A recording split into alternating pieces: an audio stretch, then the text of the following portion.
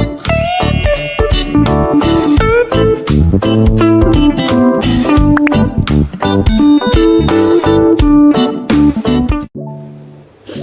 everyone, welcome back to my YouTube channel. Back with me, Aldi Stavia, and in this time, we would like to study about recount text. So, what is recount text is?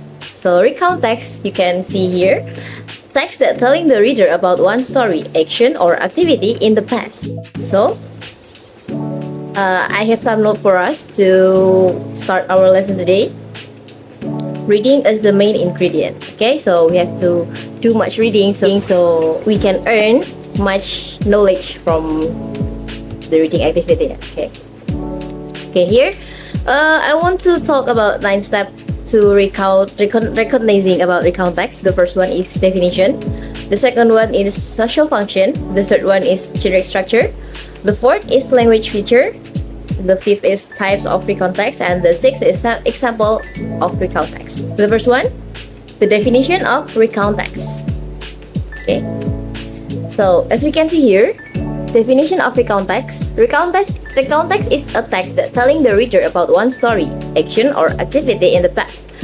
Jadi, teks recount adalah teks yang menceritakan tentang suatu cerita, tindakan, atau aktivitas yang terjadi di masa lalu. Jadi nih, semua kalian tuh punya pengalaman nonton bulu tangkis, nonton sepak bola di gor secara langsung gitu kan. Itu kalian ingin menceritakan kepada teman kalian. Itu kalau cerita biasa gitu nggak pakai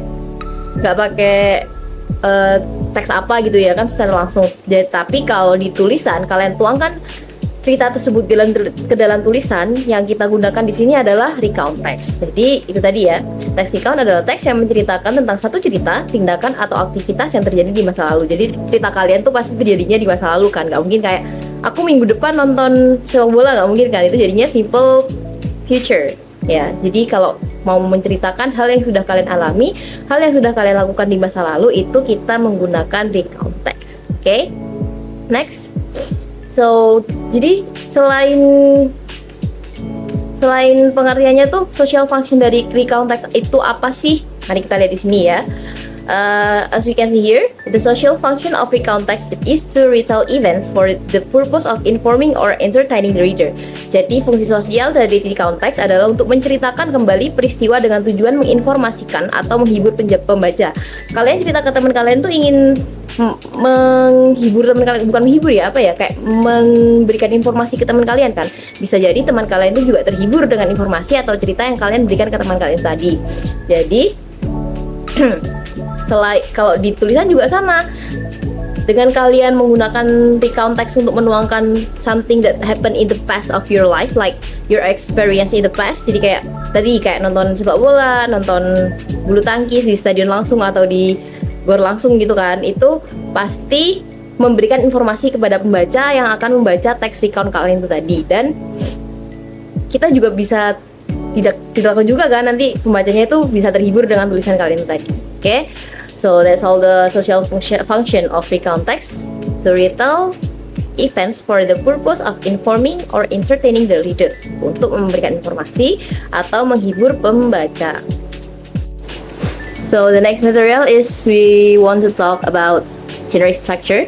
Jadi untuk menulis atau menuangkan cerita kalian dalam teks dengan menggunakan recount text ini tadi itu ada aturan strukturnya nggak sih? Gimana aturan strukturnya sih? Mari kita lihat ya. Okay, so here we can see the generic structure of recount text. Recount text consists of 3 parts that are orientation, series of event, and reorientation. Jadi orientation itu apa? Series of event itu apa? Reorientation juga apa gitu ya. Jadi for orientation itu pendahuluan yang berisi latar belakang dari suatu kejadian, seperti siapa yang terlibat atau kapan dan di mana kejadian tersebut. Jadi dari pengalaman kalian tuh pasti ada tokohnya kan, yaitu kalian sendiri mungkin kan.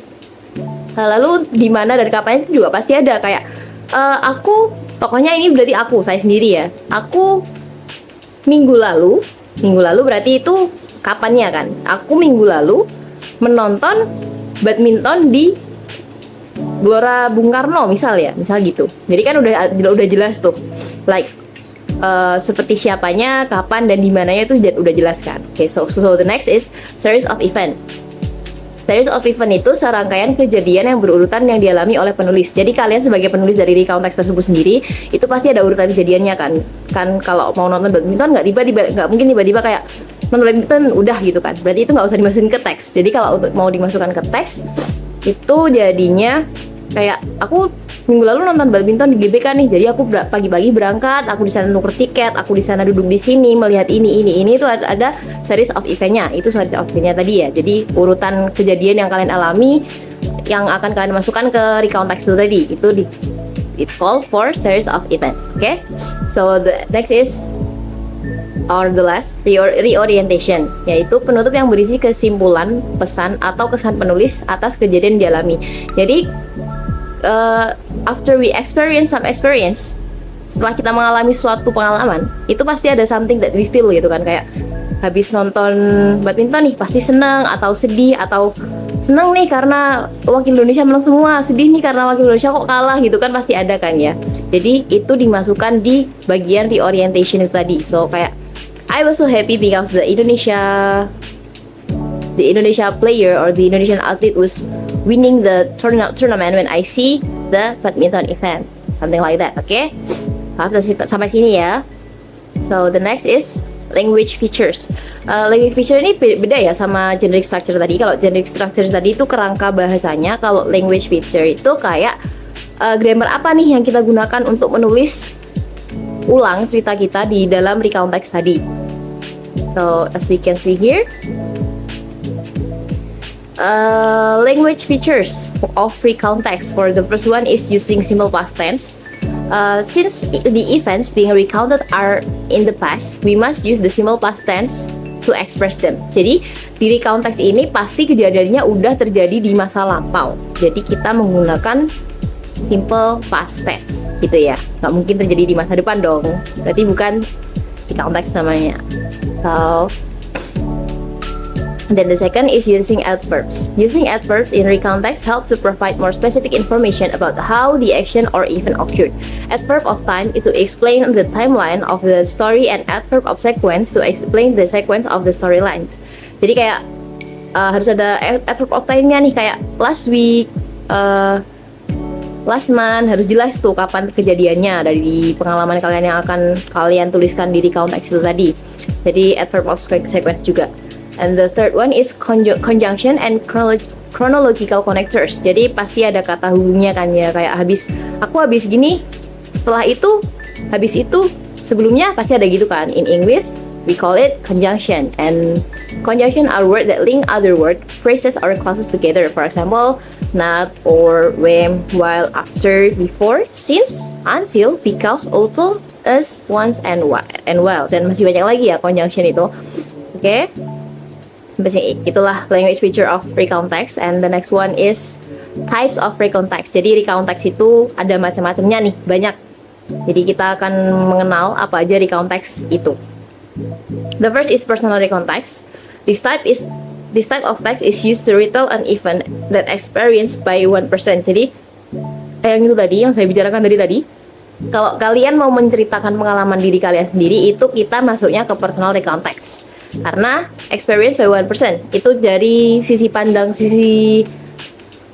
pandang kalian sendiri itu kan, from one of your point of view gitu kan. Jadi maksudnya ke personal recount text. Next is factual recount. This type of recount text also tells about event or events in the past. The event narrated were experienced by other people, even so it is certain that this event actually happened. Jadi kalau yang factual recount ini, itu kalian udah cerita ke teman kalian nih, terus teman kalian itu mau masukkan ke teks. Itu kan berarti dari sudut pandang orang lain, tapi penulisnya dapat ceritanya, tapi penulisnya yang nulisin. Gini deh gampangnya, kalian dapat cerita di aku nih, aku cerita ke kalian, I was experience about bla bla bla bla bla bla gitu kan. Lalu saya tugaskan untuk masukkannya ke recount text. Itu masuknya ke factual recount. Jadi karena bukan pengalaman kalian sendiri dan dialami oleh orang lain, dan kalian dapat ceritanya dari orang lain, itu masuknya ke factual recount. Oke? Tapi kejadian itu benar-benar terjadi di saya, tapi bukan di kalian sendiri.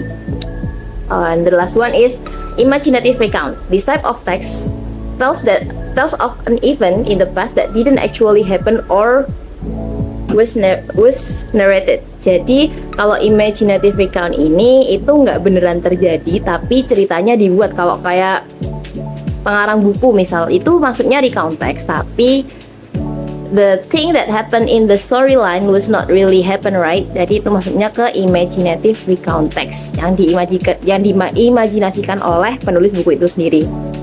And the last one is the example of recount text. Jadi dari tadi saya membicarakan recount text nih, tapi kok nggak ada contohnya. Tenang, in this last step we will see together about recount text and I will read it for you, and maybe you can menyimak and listening about what I reading for the example of recount text. Okay, I will read it. You can see the text here. An exciting Real Madrid versus Valencia match at Santiago Bernabeu Stadium. I had the pleasure of watching Real Madrid versus Valencia in Santiago Bernabeu Stadium. The atmosphere was electric, and you may know that Real Madrid Stadium are always completely occupied with more than 80,000 supporters cheering their hearts out.